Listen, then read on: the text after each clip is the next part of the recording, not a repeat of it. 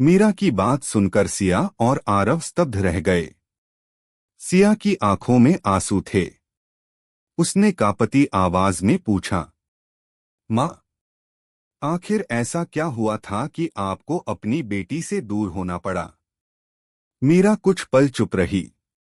फिर उसने एक पुराना फोटो एल्बम निकालकर सिया के सामने रख दिया। एल्बम के पहले पन्ने पर एक युवक की तस्वीर थी। मीरा ने कहा, यह तुम्हारे पिता हैं, विक्रम। सिया ध्यान से तस्वीर देखने लगी। तभी मीरा ने आगे कहा, तुम्हारे जन्म से पहले तुम्हारे पिता एक बड़े उद्योगपति परिवार से थे। उनके परिवार वालों को हमारी शादी मंजूर नहीं थी। जब मैं गर्भवती थी तब एक दुर्घटना में तुम्हारे पिता की मृत्यु हो गई। मीरा रोने लगी। उनके जाने के बाद उनके परिवार ने मुझे घर से निकाल दिया। उन्होंने कहा कि मैं उनकी संपत्ति पर अधिकार जमाने के लिए झूठ बोल रही हूं। मैं अकेली थी, बेबस थी और मेरे पास तुम्हें पालने के लिए कोई साधन नहीं था। सिया की आंखों से आंसू बहने लगे। मीरा ने आगे कहा, मजबूरी में मुझे तुम्हें अनाथालय में छोड़ना पड़ा, लेकिन मैंने हर साल तुम्हारे जन्मदिन पर वहां जाकर तुम्हारी खबर ली थी। जब मुझे पता चला कि एक अच्छे परिवार ने तुम्हें गोद ले लिया है, तब मैंने भगवान का धन्यवाद किया। सिया दौड़कर मीरा के गले लग गई। दोनों मां बेटी वर्षों बाद मिल रही थीं। आरव की आंखें भी नम हो गईं। लेकिन तभी मीरा ने एक और बात कही, एक सच अभी बाकी है। सिया ने आश्चर्य से उसकी ओर देखा। मीरा बोली, तुम्हारे पिता की मृत्यु दुर्घटना नहीं थी। कमरे में सन्नाटा छा गया। क्या मतलब? आरव ने पूछा। मीरा ने धीरे से कहा, मुझे हमेशा शक था कि उनकी हत्या की गई थी और जिसने यह सब किया वह आज भी जिंदा है। सिया के चेहरे का रंग उड़ गया। कौन? मीरा ने कांपते हाथों से एक पुरानी तस्वीर निकाली। तस्वीर में एक व्यक्ति खड़ा था। उसे देखते ही आरव के होश उड़ गए। उसने अविश्वास से कहा, यह तो मेरे चाचा राजेश हैं। सिया और मीरा दोनों हैरान रह गईं। अब कहानी केवल सिया के अतीत की नहीं रह गई थी। यह रहस्य सीधे आरव के परिवार से जुड़ चुका था। क्या सचमुच राजेश ने विक्रम की हत्या करवाई थी? अगर यह सच था तो इतने सालों तक यह राज कैसे छिपा रहा? और जब यह सच सामने आएगा तब दोनों परिवारों पर क्या असर पड़ेगा? राजेश की तस्वीर देखकर आरव के पैरों तले जमीन खिसक गई। उसे विश्वास नहीं हो रहा था कि जिस व्यक्ति को वह बचपन से अपना आदर्श मानता आया था, उसका नाम इतने बड़े रहस्य से जुड़ सकता है। उस रात कोई भी सो नहीं पाया। अगली सुबह आरव ने फैसला किया, सच चाहे कितना भी कड़वा क्यों न हो, हमें उसे सामने लाना होगा। सिया, मीरा और आरव तीनों सबूत जुटाने में लग गए। मीरा ने उन्हें एक पुरानी डायरी दी जिसमें विक्रम ने अपनी मृत्यु से कुछ दिन पहले कुछ बातें लिखी थीं। डायरी के एक पन्ने पर लिखा था, अगर मेरे साथ कुछ भी होता है तो उसके पीछे राजेश का हाथ हो सकता है। वह लगातार मुझ पर अपनी कंपनी उसके नाम करने का दबाव बना रहा है। यह पढ़कर सभी हैरान रह गए। लेकिन यह केवल शक था, पक्का सबूत नहीं। इसी बीच आरव को अपने दादाजी के पुराने वकील का पता मिला। वह अब बहुत बूढ़े हो चुके थे। जब आरव ने उन्हें सारी बात बताई तो उनकी आंखों में चिंता दिखाई दी। उन्होंने एक पुराना फाइल बॉक्स निकालकर कहा, मैं कई सालों से इस दिन का इंतजार कर रहा था। बॉक्स में कुछ दस्तावेज और एक ऑडियो रिकॉर्डिंग थी। रिकॉर्डिंग सुनते ही सभी के होश उड़ गए। उसमें राजेश की आवाज साफ सुनाई दे रही थी। वह किसी से कह रहा था, विक्रम अगर जिंदा रहा तो सारी संपत्ति उसी की होगी। हमें रास्ता साफ करना होगा। कमरे में सन्नाटा छा गया। अब उनके पास बड़ा सबूत था, लेकिन कहानी में अभी एक और मोड़ बाकी था।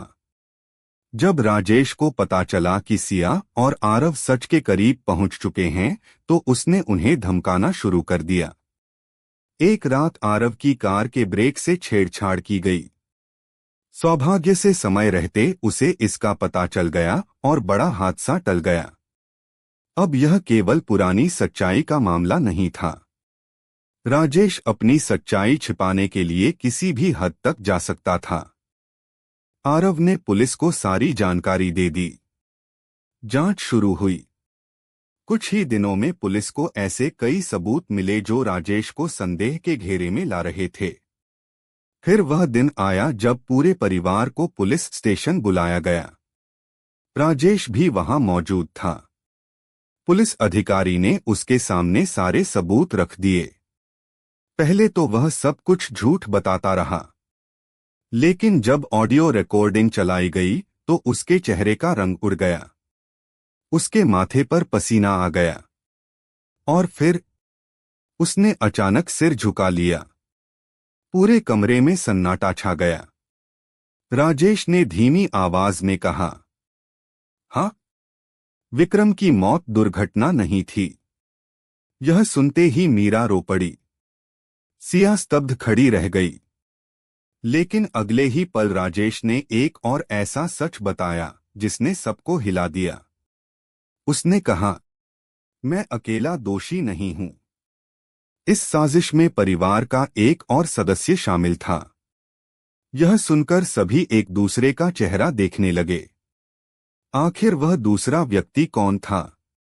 और क्या सच सामने आने के बाद परिवार कभी पहले जैसा हो पाएगा? विवाह एक पवित्र बंधन भाग 6। पुलिस स्टेशन में सन्नाटा छाया हुआ था।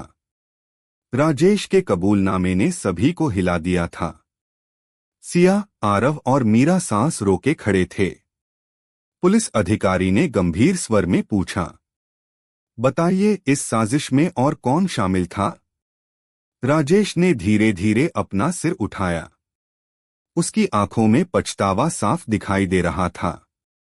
कुछ पल बाद उसने जो नाम लिया, उसे सुनकर सबके पैरों तले जमीन खिसक गई।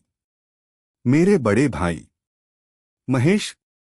महेश यानी आरव के पिता। यह सुनते ही आरव जोर से चिल्लाया, नहीं, यह झूठ है।